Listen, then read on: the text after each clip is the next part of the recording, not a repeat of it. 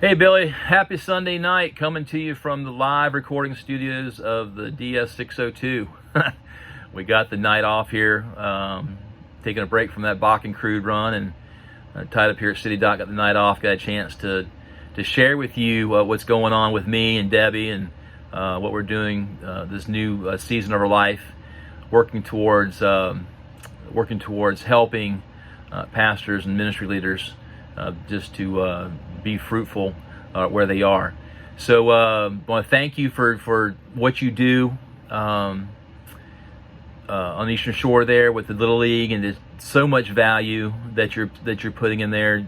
You just do not know what you're going to reap from that effort in the future. Need more guys like you in the community. I just thank you for what you're doing there.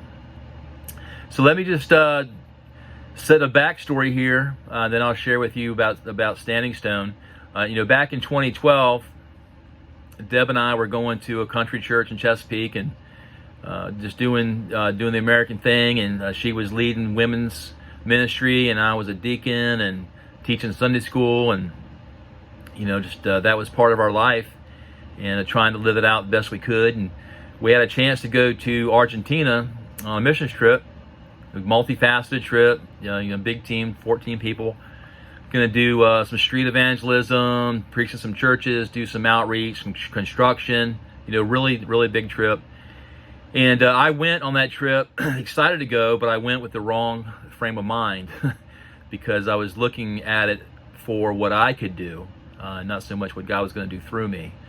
So the first few days there were not fun for me. I was given a translator and told to go door to door and share the love of Jesus Christ with people, and got told no more times than an encyclopedia salesperson, and it wasn't fun. I wasn't having a good time, and I was letting my my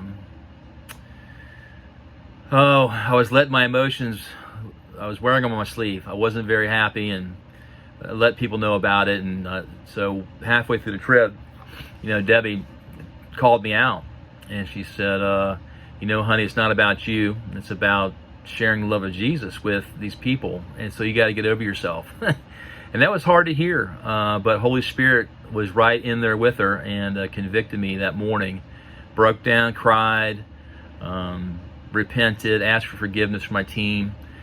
They were very gracious and forgave me unconditionally. And the rest of the trip was awesome. Did some community outreach.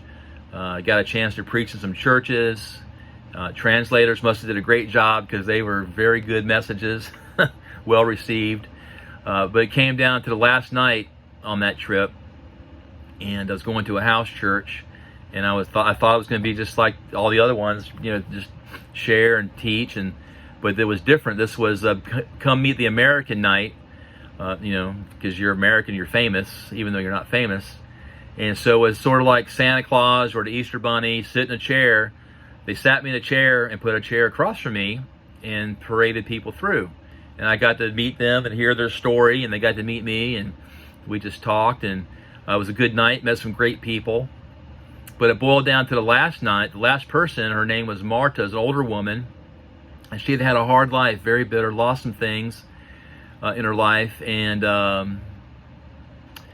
the church there had been praying for her, but she just wasn't very responsive. And so somehow, some way, we hit it off, where there was a connection, a real connection there. And I don't know exactly what I said, but I do know the crux of the message was that God sent me thousands of miles from Virginia to Argentina to tell her that He loved her, and He wanted a relationship with her through His Son, Jesus Christ. Holy Spirit moved in that message, and she gave her life to the Lord. Great rejoicing that night. But go back home, back in the hotel at the room, God told me, Vernon, I'm going to use you as a people helper. And didn't know what that was, but you can probably remember around about that time, people were coming to me at work with issues in their life. And I've had the pleasure of talking to you about some things. And so I talked it over with my wife. She said, yeah, I can see you doing that. And got back to home and talked to my pastor about it. And he confirmed it I said, yeah, I think that'd be good. And so I told God, I said, if you want me to be a people helper, I got to get equipped. So I enrolled in Liberty University and graduated in 2015 with a psychology degree in counseling and life coaching. But soon found out that that's the most worthless degree you can possibly have in all of academia. So I doubled down and went for the master's in pastoral counseling and coaching and graduated with honors in 2017. 2018 launched Three Strand Incorporated, which uses coaching, counseling, and chaplaincy strategies to help individuals and organizations just be the best versions of themselves. And it comes out of Ecclesiastes chapter 4, where Solomon writes how a cord of three strands is not easily parted. And so, three strands being one, God, me being the other strand, and the other person being the third strand. So you have that triangle piece. But in the ministry, one strand is coaching, one strand is counseling, and one strand is chaplaincy. And so there's real value in what Solomon talks about in that chapter. Walking side by side with somebody, there's just more return for your effort. When two work together, there's more return. When one falls, one can get the other person up. When one is cold, the other person can keep the other person warm. So there's real value there in walking through life with somebody. And that just brings us to where Standing Stone is at and what they're all about. So before I share that, though, let me share just some sheer numbers with you. Depending on what data you look at, we lose between 1,000 and 3,000 pastors a year. And it can be through retirement, it can be through burnout, it can be through moral failure. There's a lot of different reasons why we're losing pastors. Sadly, 70% of pastors and the majority of their wives say they don't have one intimate friend, one close friend that they can confide in, that they can share their secrets with, that they can trust, a trusted confidant. They don't have one. The majority of pastors, when they come out of school, feel overwhelmed and ill-equipped to meet the task at hand. And the truth is, 3 out of 5 pastors are going to quit within 5 years. That's sad, and I believe it to be true, because in 2019, before COVID, the U.S. lost 4,500 churches around the country. Now 3,000 churches open, so you're still down, 1,500, but the numbers are what the numbers are.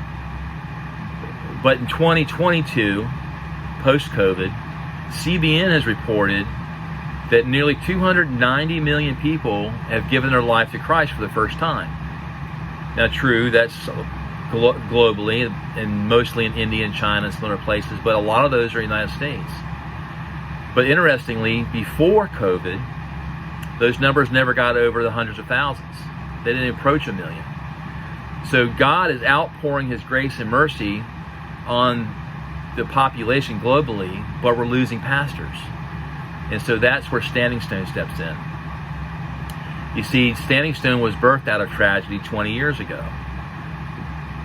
Jim and Debbie Hogan, the founders of Standing Stone, were living in California, going to a church, and their pastor of 30 years had a moral failure. He had an affair with a secretary because he was lonely. And that failure crushed the church. It split the church, and they were, never the same. But Jim was on the board of that church and loved his pastor and wanted to see his marriage reconciled.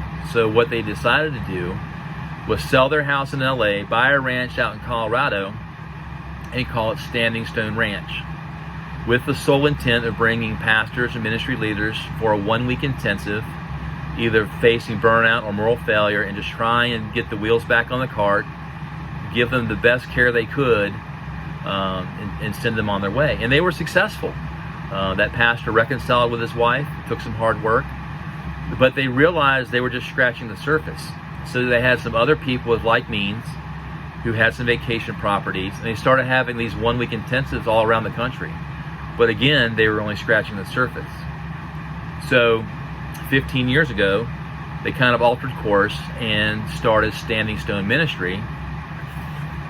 and with the idea of having a like-minded person, a field shepherd, which is what I'm called, to come and walk beside a pastor before he goes through that burnout phase, goes through that moral failure phase, that the pastor is struggling with loneliness, and just supply that intimate friendship that they long for. And this struck a chord with me because this is exactly where I was at in 2004.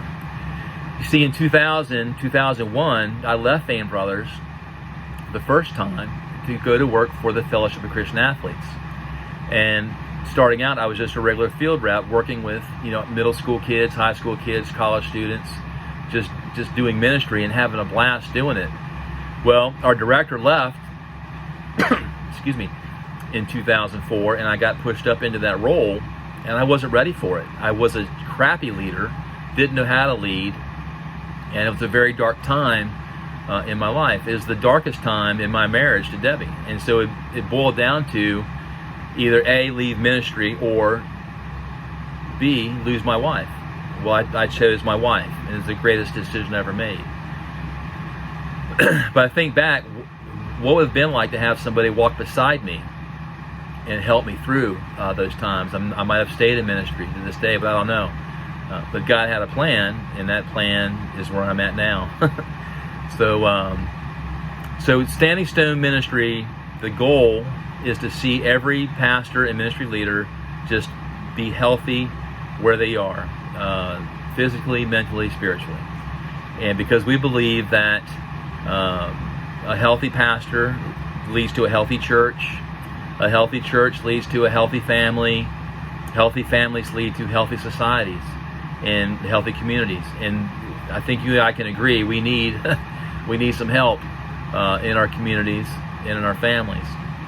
And I firmly believe it points to the church and how we have failed in that area. So the goal is to come alongside them. The strategy is just to be that person, to be that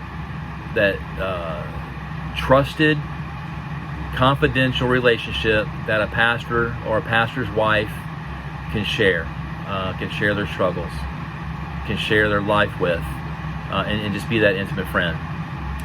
And the plan is to supply that relationship 100%, no strings attached, cost-free. You see, Standing Stone does this and has been doing it for 20 years free of charge. And we believe that pastors just don't have the means, per se, for the most part, for coaching or counseling or any type of mental health care. And let's face it, I mean, when you find out your pastor is seeing a counselor, you start to think a little differently about him. They get stigmatized just like we would. And so what we want to do is come alongside them, sort of incognito, on the down low, if you would, and just be that friend for free. And there's no moral obligation on their behalf, and they can be totally transparent and intimate with us. So what Deb and I are doing is we're using 2023 as a time to construct a support team that will support us in three ways. The first way is to pray for us and allow us to pray for you. We know that nothing happens that is of any good without being bathed in prayer. And that's Standing Stone has been that way from the beginning, and it's that way now. They're very intensive in going to God and asking Him to bless and to guide and to help us as He sees fit. The other aspect is networking. You know people that might need help that I don't know. You might know a pastor who knows a pastor who could use a friend, and hopefully my name would come to mind. And then the last part of that partnership is the financial piece. And so we're looking for people who would, on a monthly basis, supply us with a recurring gift. Standing Stone is registered with the IRS as a 501c3, so all your gifts are 100% tax deductible. And just looking for a way to leave all of this glory we have on the boat and do ministry full time. So that's where we are. That's what we're doing. So we're praying, networking, and funding, and I'm asking you to just think about it, pray about it. I'll upload this video to YouTube, and so you can see it and watch it over again. I'm also going to send you a couple pieces of media that I've put together, some PDFs that just share some sheer numbers and where we are. I'll also give you a couple links. The first one being a link to the National Standing Stone website, so you can just click around there and do your research. And the other one is a link to my personal Standing Stone page that should you decide to join the team, you can sign up right there, just fill in the blanks, and either give your bank information or your credit card information and the amount you'd like to give on a monthly basis. So Bill, again, that's it. I thank you. I thank you for all you do. I'm sure Asher and Lindsay are just growing like weeds. And again, thank you for what you're doing there in your community, and just being a pillar in that community there on the Eastern Shore. So I hope that God blesses you richly, and look forward to seeing you soon one day. All right, buddy. Bye-bye.